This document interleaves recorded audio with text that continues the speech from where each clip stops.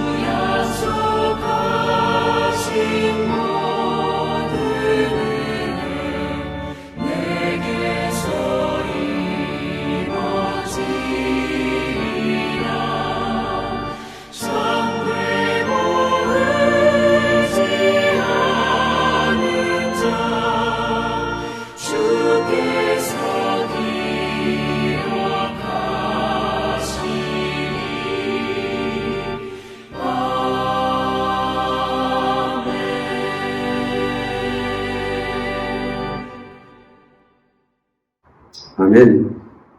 우리 다 같이 기도하겠습니다. 하나님의 다스림은 선하심을 믿습니다. 하나님은 실수하시지 않는 신실한 분이신 것을 저희들 믿습니다. 하나님의 인도하심은 우리에게 최선인 것을 저희들 믿습니다. 하나님의 통치가 공의이고 의로움인 것을 저희들 믿습니다. 비록 우리들은 이해할 수 없고 알 수 없지만 하나님에 대한 그 믿음, 그것 붙잡고 살아가는 저희들 되게 하셔서 믿음을 통한 승리, 믿음을 통한 기쁨, 믿음을 통한 평안함을 맛보고 살아가는 저희 모두가 되게 하여 주시옵소서. 여전히 문제 가운데서도 일하시는 하나님인 것을 믿습니다. 우리 앞에 당하는 수많은 어려움과 문제 가운데서도 신실하게 일하신 하나님을 바라보는 믿음의 눈을 허락해 주시고 그 하나님 앞에 무릎 꿇는 믿음을 저희 가운데 더하여 주시옵소서. 그래서 믿음으로 더욱더 성장하고 성숙하는 저희를 되게 하시고 믿음 가운데 하나님의 살아계심을 경험하고 체험하는 그런 축복과 영광이 우리 가운데 넘치게 하여 주시옵소서. 코로나 바이러스 때문에 고통당하고 아파하고 눈물을 흘리는 수많은 사람이 있습니다. 코로나 바이러스로 인해서 정말 목숨을 걸고 일하는 수많은 사람들이 있습니다.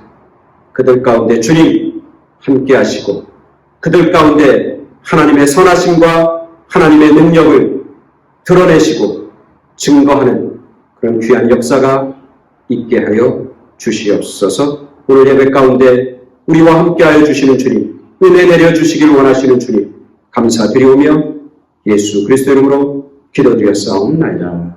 아멘. 아멘. 오늘 하나님께서 우리에게 주시는 귀한 말씀 우리가 보도록 하겠습니다. 오늘 하나님께서 주시는 귀한 말씀은 빌립보서 4장 10절부터 13절까지 말씀 봉독해드립니다. 제가 봉독해드립니다.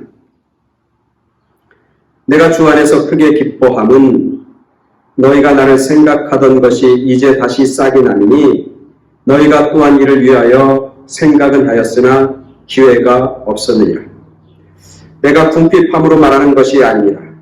어떠한 형편에든지 나는 자족하기를 배우노니 나는 비천에 처할 줄도 알고 풍부에 처할 줄도 알아. 모든 일 곧 배부름과 배고픔과 풍부와 궁핍에도 처할 줄 아는 일체의 비결을 배우노라. 내게 능력 주시는 자 안에서 내가 모든 것을 할 수 있느니라. 아멘. 계속해서 주일날 우리가 말씀 시리즈 가지고 우리가 함께 은혜를 나누고 있습니다. 그 말씀 시리즈의 큰 주제는 문제 가운데서 일하시는 하나님. 그래서 첫 번째 시간에는 작은 믿음도 사용하셔서 일하시는 하나님. 그리고 두 번째는 지난주에 말씀하셨죠. 썩은 물, 쓴 물 가운데서도 여전히 일하시는 하나님. 쓴 물, 이스라엘 백성 마라라고 하는 쓴 물 가운데서 일하시는 하나님. 오늘은 그 세 번째 시간, 감옥 안에서도 일하시는 하나님. 그래서 오늘은 바울이라고 하는 하나님의 사람을 통해서 하나님께서 우리에게 들려주시는 그런 귀한 말씀을 듣고자 합니다. 유사히 젊은 사람들이 하는 이야기 중에 그런 얘기가 있습니다. 부러우면 지는 거야. 부러우면 지는 거야. 이런 이야기가 있습니다.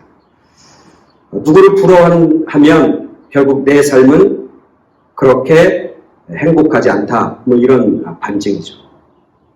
다른 사람을 부러워하지 않으려면 자기 삶에 대한 어떤 자신감, 자기 삶에 대한 만족감, 그게 있어야 되는 것이죠. 그래서 자기 스스로 만족하는 그것을 자족이라고 합니다. 그런 자족의 마음이 있으면 다른 사람을 부러워하지 않습니다. 그리고 그 자족의 마음이 있으면 그는 지지 않습니다. 이기는 삶, 승리의 삶을 살게 되는 것이죠. 오늘 바울은 그 자족이라고 하는 것에 대해서 말씀하고 있는 겁니다. 나는 스스로 만족하며 감사하며 기뻐하며 산다. 이 자족이라고 하는 말의 의미를 우리가 함께 살펴봐야 합니다. 자족, 쉽게 얘기하면 아까 얘기했지만 스스로 만족하는 삶, 이렇게 얘기할 수 있습니다. 근데 이 스스로 만족한다라고 하는 것은 예를 들면 어떤 패배주의적인 자족이 있죠. 예를 들면 인생 이런들 어떠하고 저런들 어떠하니. 우리 그런 시 있잖아요. 이래도 좋고 저래도 좋고 이런들 어떠하니 저런들 어떠하니 만수사계 칡렁풀이 얽힌들 어떠하니 이런 얘기 있잖아요. 그죠? 그럼 그건 약간 패배주의적인 자족이다. 저는 그렇게 봅니다. 진짜 자족의 마음이 아니에요. 왜냐하면 그의 삶 가운데 진정한 기쁨이 없기 때문에 그래요. 그 삶 가운데 진정한 행복이 없기 때문에 그래요. 그래서 이렇게 살도 되고 저렇게 인생 한 번 가는 거 그렇게 살지 이거는 진정한 자족이라고 얘기할 수 없는 거죠. 이 자족이라고 하는 것에 대해서 깊게 논의한 철학이 있습니다. 그게 그 바울이 살던 시대의 철학이죠. 스토아 철학과 에피쿠루스 철학입니다. 그 스토아 철학과 에피쿠루스 학파는 무엇을 찾아가는 학문이냐면 행복을 찾아가는 학문입니다. 행복과 기쁨을 찾아가는 학문인데 그 행복과 기쁨이 어떻게 올까? 자족이라고 하는 것이 어떻게 인간에게 임할까? 그것에 대해서 굉장히 심도 있게 철학적으로 논의한 학파가 스토아 학파와 에피쿠로스 학파입니다. 그들이 말하는 자족은 이겁니다. 어떤 물건이나 어떤 사람에게 침해받지 않고 간섭받지 않고 스스로 누리는 기쁨, 스스로 누리는 참된 행복, 그것을 자족이다. 그렇게 얘기하는 거죠. 다른 사람과 다른 것에 의해서 영향을 받지 않고 스스로 누리고 맛보는 최고의 행복, 그게 자족이다. 그래서 스토아학파, 유명한 스토아학파 그거죠. 스토아학파가 얘기하는 아주 유명한 논리가 있는 거죠. 그건 뭐냐면 인간의 욕심은, 탐욕은 채워질 수가 없다. 그러니까 우리의 인간의 욕심을 최대한 버리고 욕심이라고 하는 것을 비워야 우리는 그곳에서 진정한 우리가 행복을 맛볼 수 있다. 그렇게 얘기하는 겁니다. 그래서 어떤 사람이 가장 부한 사람입니까? 아주 작은 것에 만족하고 기뻐하는 사람이 그 사람이 가장 행복한 사람입니다. 그래서 자기 속에 있는 모든 욕심과 욕망을 절제하고 버리고 비우는 것. 그걸 통해서 스스로 만족한 자족의 경지에 이르는 것. 그게 스토아학파가 주장하는 자족을 통한 행복이죠. 에피쿠로스 학파는 그 반대입니다. 우리의 욕심과 욕망을 쾌락을 채워서 결국 스스로 만족하는 삶을 살아야 된다. 그래서 여러 가지를 모으고 갖고 그리고 즐기고 그리고 놀고 자기가 좋아하는 거 막 하고 그런 걸 통해서 자기 스스로 만족하고 그곳에서 행복을 찾아야 된다. 이렇게 얘기하는 겁니다. 그런데 사실 우리가 아는 것처럼 인간이 가지고 있는 욕심은 끝이 없잖아요. 그죠? 예를 들면 에피쿠로스 학파가 자기의 욕심과 욕망을 채우고 쾌락이 채워지면 인간은 행복해질 수 있다고 그러는데 우리 인간들의 욕심의 방이 그렇지 않잖아요. 채우면 채워질수록 더 넓어지고 더 커지고 더 깊어지는 게 우리 욕심의 방이잖아요. 예를 들면 내가 하나 이렇게 갖게 됩니다. 그럼 이 갖는 것, 처음에 이걸 가졌을 때는 굉장히 기쁘죠, 행복하죠. 그러나 이걸 갖고 나서 얼마 지나지 않으면 시시해지는 겁니다. 그리고 더 큰 것, 더 좋은 것을 항상 찾게 되는 거죠. 그래서 인간의 욕심은 끝이 없다고 하는 겁니다. 그래서 쾌락을 통해서 채워지지 않고 어떤 물건을 통해서 채워지지 않는 게 우리의 욕심이죠. 그래서 자족할 수 없는 겁니다. 스토아학파처럼 내 욕심을 다 비우고 나면 우리는 그곳에서 진정한 기쁨과 진정한 행복을 맛본다고 합니다. 근데 그것도 불가능한 겁니다. 우리의 욕심을 어떻게 다 버릴 수 있습니까? 여러분 정말 그럴 수 있습니까? 우리 인간들과 대부분의 사람들은 그렇게 하지 못합니다. 그것을 비우기가 너무너무 어렵고 비워질 수도 없는 것이죠. 그래서 다른 한마디로 얘기하면 제가 볼 때 이 자족이라고 하는 것은 사람의 힘으로는 불가능하다. 인간의 할 수 있는 노력을 통해서 얻어지는 것이 아니다. 저는 그렇게 결론을 냈습니다. 그 결론은 저의 결론이 아니라 하나님 말씀의 결론이죠. 인간이 하나님 앞에 죄를 지음을 통해서 스스로 행복해지고 스스로 기쁨을 찾으려고 수없이 애쓰고 노력해봤지만 그것의 결국 실패입니다. 그래서 성경에서는 뭐라고 하냐면 사람을 통해서 행복, 사람을 통해서 진정한 기쁨, 사람을 통해서 진정한 자기의 만족과 어떤 감사, 감격 그것을 맛보고 누릴 수 없다는 것이죠. 여러분은 자족합니까? 여러분 스스로는 어떻게 만족하며 삽니까? 아마 그렇다고 대답하는 분도 있고 그렇지 못하다고 대답하는 분들도 있을 겁니다. 근데 어떤 보도에 보니까 이 미국의 한 여론조사에서 사람들이 얼마나 자기 자신의 삶에 대해서 만족하고 사는지 이렇게 조사했다고 해요. 그 기관에서는 이렇게 아주 심플하게 얘기했다고 해요. 그 사람이 자기의 외모에 대해서 정말 만족하면 그 사람은 모든 것에서 자족하며 사는 삶이다.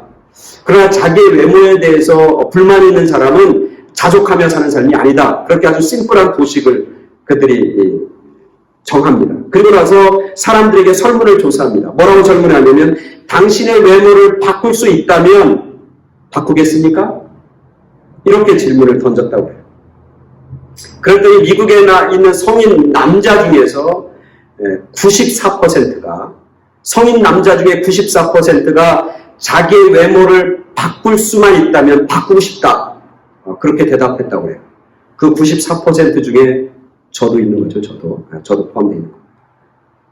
그리고 여자분들에게 그 질문을 던졌는데 남자가 94%면 여자분들은 어떻게 했습니까? 당연히 높겠죠. 그 설문조사에는 여자 답자의 99%, 거의 100%죠. 99%가 그렇게 할 수만 있다면 나는 그렇게 하고 싶다. 그렇게 대답했다고 해요. 그래서 제가 이 이야기를 듣자마자 저희 집사람한테 얘기했어요. 어떠냐? 그랬더니 자기는 99% 안에 속하는 일반 사람이라고 그렇게 얘기하더라고요. 사람들은 그렇습니다. 자기가 가지고 있는 것에 만족하지 않죠. 자기가 가지고 있는 것에 자족하면서 행복감을 누리며 살지 않습니다. 지금보다 좀 나아지길 원하고 지금보다 외모가 좀 바꿔줬으면 좋겠고 더 아름답고 더 좋은 모습으로 무슨 대단한 어떤 탤런트나 영화배우처럼 그렇게 달라지길 생각하고 삽니다. 우리 스스로가 자족하지 못하고 있는 것이죠. 스스로가 만족하지 못한 삶을 살고 있다고 하는 반증인 것이죠. 그런데 오늘 우리가 읽은 성경 보면 빌립보서 4장에 보면 바울은 자족한다고 이야기합니다. 나는 하나님 안에서 자족한다. 난 기뻐한다. 내가 어떤 형편과 상황 속에 있어라도 나는 자족하는 일체의 비결을 배웠도다. 그렇게 얘기하면서 나는 스스로 만족하는 삶을 살고 있고 그렇게 살아왔다고 아주 당당하게 선포합니다. 그것도 감옥에서. 어떻게 그럴 수 있을까? 어떻게 그럴 수 있을까? 오늘 우리가 잘 아는 것처럼 빌립보서는 바울이 감옥에서 쓴 편지잖아요. 사실 그는 감옥에서 지금 갇혀 있잖아요. 그리고 그는 일평생 어떻게 보면 예수님 만나고서 일평생 하나님의 일을 하고 주님의 일을 위해서 헌신했지만 결국 마지막 그의 말년은 감옥에서 지내는 것이고 지금 감옥에 있는 것이고 결국 감옥에서 인생을 마지막 마무리하는 그런 삶이 바로 바울의 삶이잖아요. 그런 삶 가운데 있는데 감옥 가운데서도 자유가 빼앗긴 감옥 안에서 그리고 자기가 하나님을 위해서 헌신했지만 사실 인간적으로 세상적으로 하나님 앞에 부여받은 우리가 생각하는 그런 축복, 물질적인 축복 그런 것들을 다 놓치고 산 그런 바울이 감히 오늘 본문에서 자신 있게 선언하고 선포하는 겁니다. 오늘 성경에 보십시오. 뭐라고 합니까? 내가 궁핍함으로 말하는 것이 아니라 어떠한 형편에든지 나는 자족하기를 배웠노라. 내가 어떤 형편에든지 내가 스스로 만족하며 감사하며 행복하고 기뻐하는 그런 삶을 나는 살았다고 그리고 그렇게 나는 그 자족을 배웠다고 그렇게 그는 선언하고 선포하고 있는 것이죠. 오늘 우리들 어떻게 보면 코로나 바이러스 때문에 감옥과 별반 다를 게 없는 삶을 우리는 살고 있고 그런 삶을 계속해서 이어가고 있습니다. 벌써 이제 2달 반이 되었습니다. 자택에 머물라고 하는 행정명령이 언제 끝날지 모르는 그런 형편과 상황 속에 살고 있습니다. 그래서 정말 집에 머문다고 하는 건 아무것도 안 하고 그냥 집에 있는다고 하는 것이 어쩌면 어떤 감옥의 삶의 조금의 일부를 우리는 맛보고 있다. 저는 그렇게 생각합니다. 많은 것을 우리는 잃어버렸습니다. 백화점에서 쇼핑하는, 쇼핑을 좋아하는 분들은 그 쇼핑의 즐거움도 잃어버렸습니다. 운동시설에 가서, 짐에 가서 운동하기를 좋아하는 사람은 그런 운동의 그 즐거움과 기쁨도 다 잃어버렸습니다. 사람들과 모여서 축구하고 배구하고 이런 사람들은 같이 모여서 축구하지 못하는 그런 축구의 운동의 그런 기쁨과 즐거움도 잃어버렸습니다. 아이들이 학교에 가서 친구들과 공부도 하고 친구들과 장난도 치고 친구들과 재미있는 놀이도 하며 지내는 그런 아이들의 그 학교의 기쁨, 학교에서 친구들과 지내는 그런 즐거움도 다 잃어버렸습니다. 교회에서 모여서 예배드리는 즐거움도 잃어버렸습니다. 교회에서 예배드려서 함께 모여서 예배를 마음껏 드리고 또 예배 끝난 다음에 친교실에서 맛있는 음식 먹으면서 친구하고 교제하는 그 즐거움도 우리는 잃어버렸습니다. 합창과 노래를 좋아하는 사람은 노래하면서 함께 모여서 합창하고 중창하는 그런 즐거움과 기쁨, 성가대에 서서 찬양단에 서서 함께 찬양하고 함께 노래하면서 했던 그 모든 즐거움과 기쁨을 우리는 모두 다 잃어버렸습니다. 어느 교육센터에 가서 뭔가 배우는 즐거움, 뭔가 새로운 것을 배우고 새로운 것을 통해서 뭔가 배움의 기쁨을 맛보는 그런 즐거움도 다 잃어버렸습니다. 그래서 답답하기도 하고, 그래서 신경질 나기도 하고, 그래서 스트레스는 점점 쌓여져 가는 그런 상황 속에 우리는 살아갑니다. 화가 나고, 씩씩거리고, 불평하고, 그게 당연하지 않습니까? 감옥에서 기뻐한다? 우리가 지금 잠깐 이 집에 머무는 그런 기간에도 우리 가운데 그 전보다 즐거움이 없어졌어요. 그 가운데 기쁨이 점점 없어졌어요. 기르면 기를수록 답답해합니다. 그래서 사람들이 나와서 우리 이제는 행정명령을 이제 그만 거두어달라고, 이제 다시 오픈하게 해달라고, 우리가 마음껏 이제 나갈 수 있도록 우리에게 자유를 달라고, 그러면서 사람들이 난립니다. 미국 사람들 난리잖아요. 왜? 집에 머무는 것이 그만큼 힘들고 어렵습니다.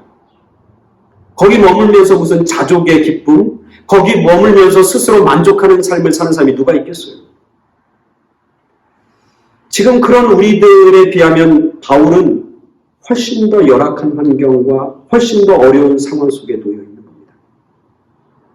그럼에도 불구하고 바울은 오늘 성경에서 내가 어떤 형편 가운데 있든지, 내가 지금 감옥에 있든지 감옥 밖에 있든지, 내가 자유의 삶을 살든지 아니면 자유를 잃어버린 감옥에서 죄수의 삶을 살든지, 더 일곱은 그렇습니다. 내가 가난한 삶을 살든지 부한 삶을 살든지, 내가 궁핍한 상황 속에 처하든지 풍요로운 상황 속에 처하든지, 나는 그 어떤 형편과 상황 속에서도 나는 자족하기를 배웠고 나는 스스로 만족하고 감사하며 기뻐하며 산다고 그는 그렇게 선언하고 선포하고 고백하고 있는 겁니다. 어떻게 가능할까? 오늘 말씀 속에서 그런 비밀을 얻습니다. 오늘 우리가 읽은 본문 13절, 11절에 보면 이렇게 얘기하고 있습니다. 내가 궁핍함을 말하는 것이 아니라 어떤 형편에 내가 자족하기를 배웠노라. 배웠다고 얘기합니다. 배웠다. 결국 자족한다고 하는 것은 저절로 되는 것이 아니라고 하는 거예요. 배움의 과정, 훈련의 과정을 통해서 자족이라고 하는 것을 얻게 되었다. 바울이 그렇게 고백하는 겁니다.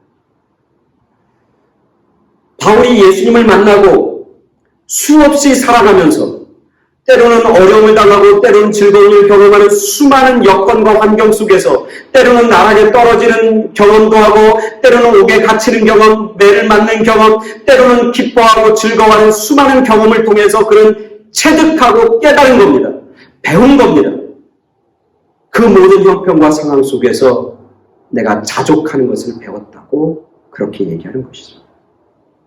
굉장히 중요하죠. 왜냐하면 우리 사람들은 저절로 자족한 그런 기쁨을 자족이라고 하는 것을 맛보고 드릴 수 없다는 거예요.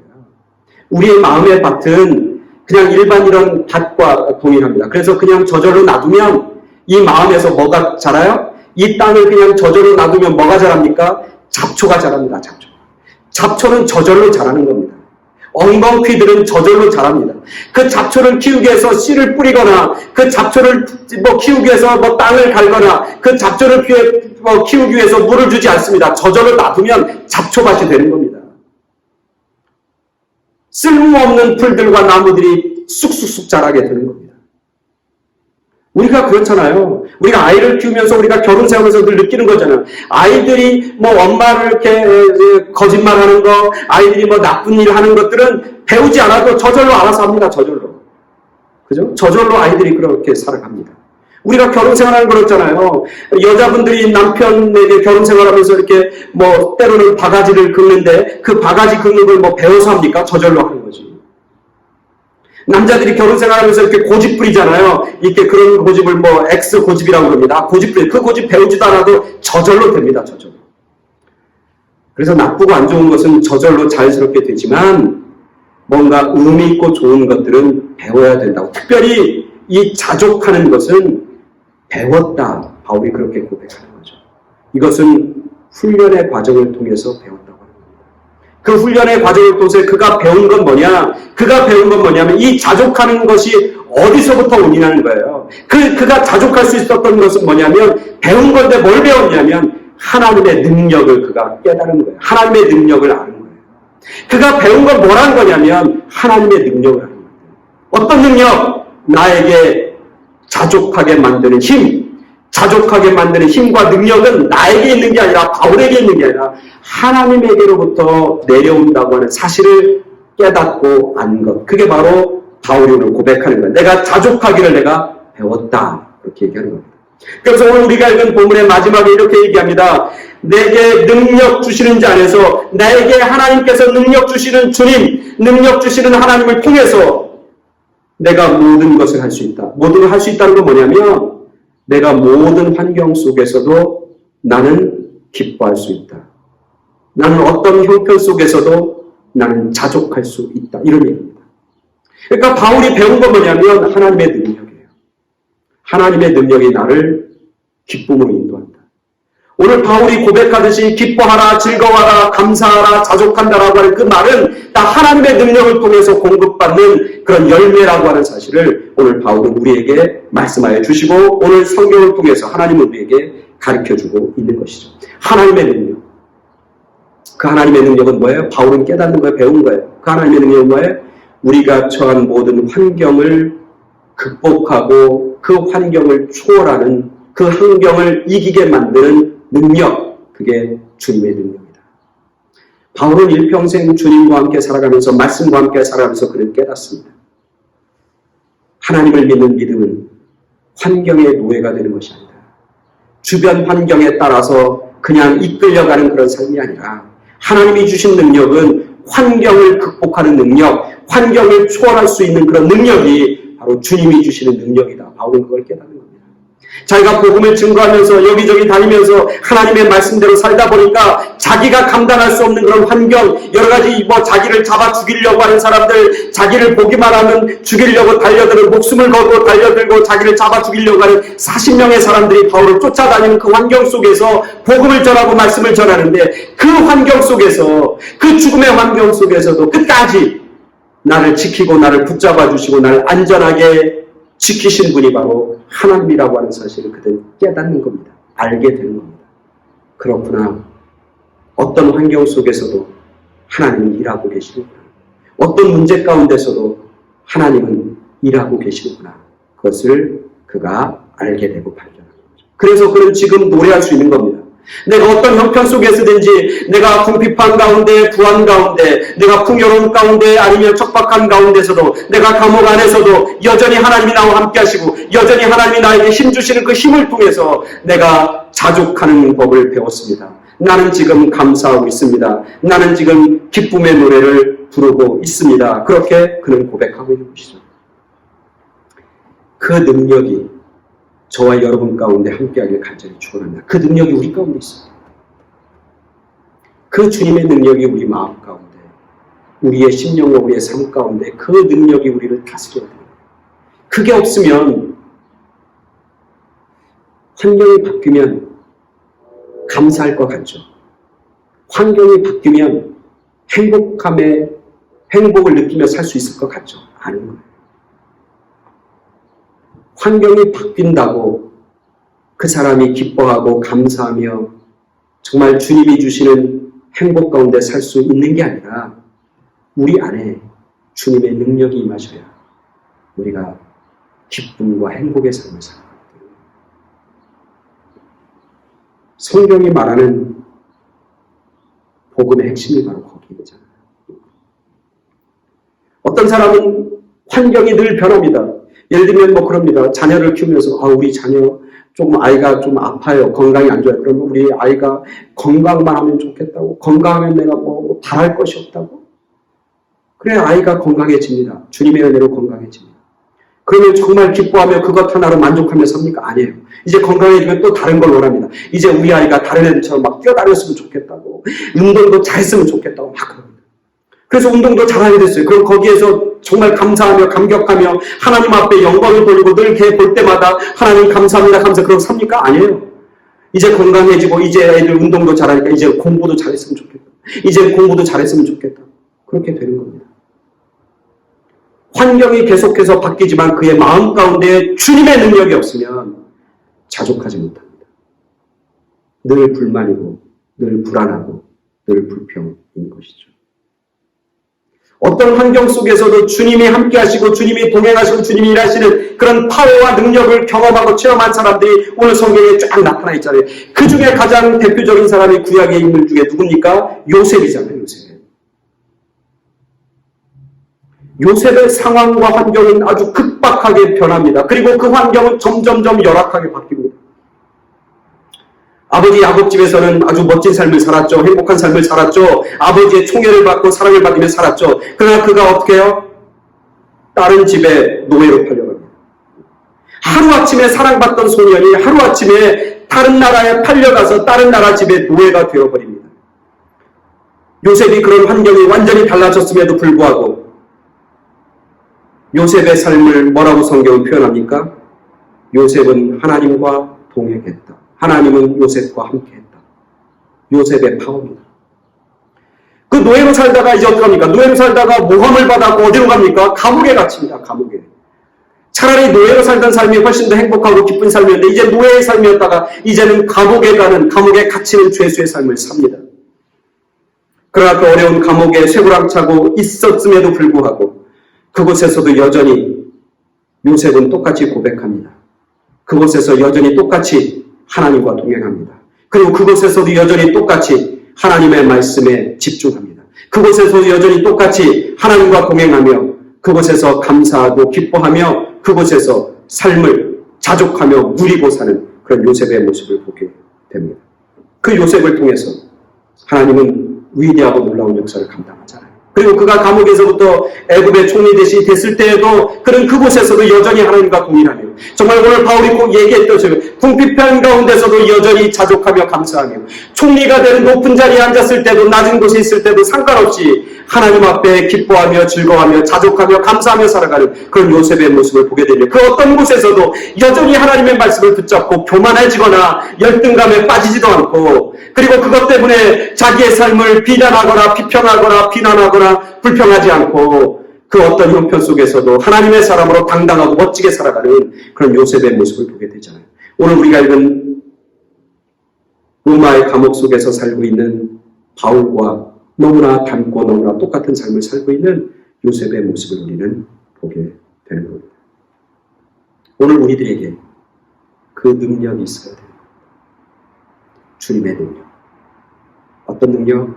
모든 환경 가운데서도 그 환경을 초월하게 하고 이기게 하시는 분. 그분이 바로 주님이고 하나님이시라고 말씀하십니다. 감옥 가운데서도 여전히 일하시고 나와 함께 하시는 하나님. 아까 예배 드릴 때 우리가 시편 23편을 읽었는데 바울이 고백하는 것 아니 다윗이 고백하는 것처럼 여호와가 나의 목자 되시니 나에게는 부족함이 없습니다. 뭐 한다는 거예요? 자족한다는 거예요. 그가 자족하는 비결은 뭐예요? 여호와께서 나의 목자가 되시기 때문에 나는 풍요롭습니다. 나는 부족함이 없습니다. 누구 하나 부러워하지 않습니다.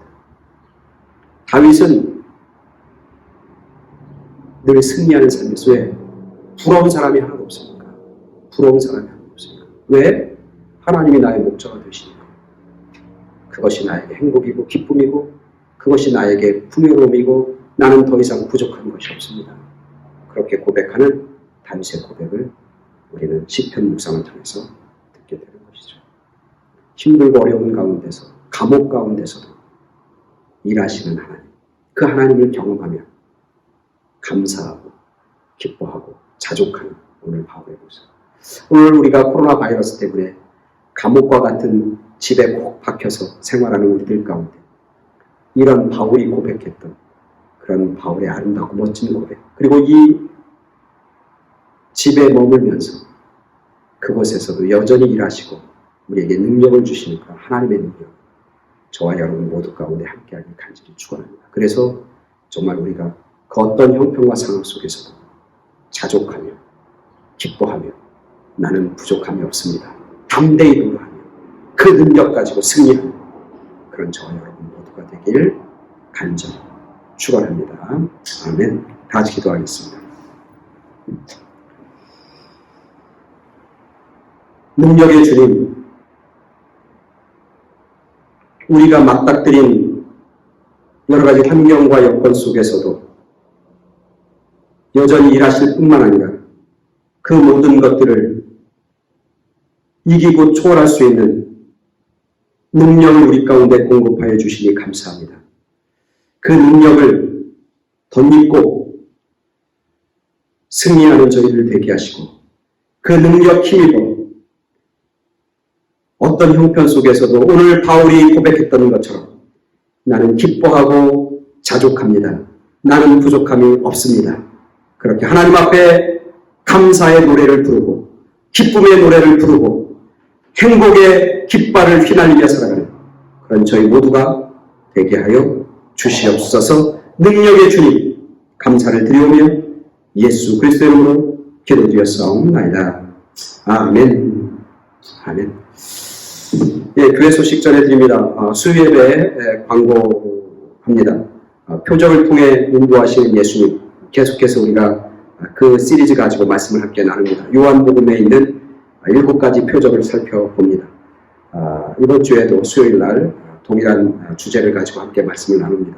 여러분 모두 다 참여해 주시면 감사하겠고, 헌금 안내 계속합니다. 여러분 헌금해 주셔서 너무나 감사하고, 또 우리가 모여서 예배 드릴 때마다 우리가 정성을 모으는 그런 신앙, 그런 정성이 우리 가운데 있게 되길 간절히 축원합니다. 여러분 건강하시고, 그리고 여러분의 삶 가운데 하나님의 능력이, 그리고 하나님의 승리와 축복이 임하길 간절히 축원합니다. 아멘. 우리 다 같이 찬송가 570장 주는 나를 기르시는 목자, 우리 찬송가 부르면서 우리 그 봉헌하는 시간 갖도록 하겠습니다. 우리 다 같이 찬송가 부르겠습니다.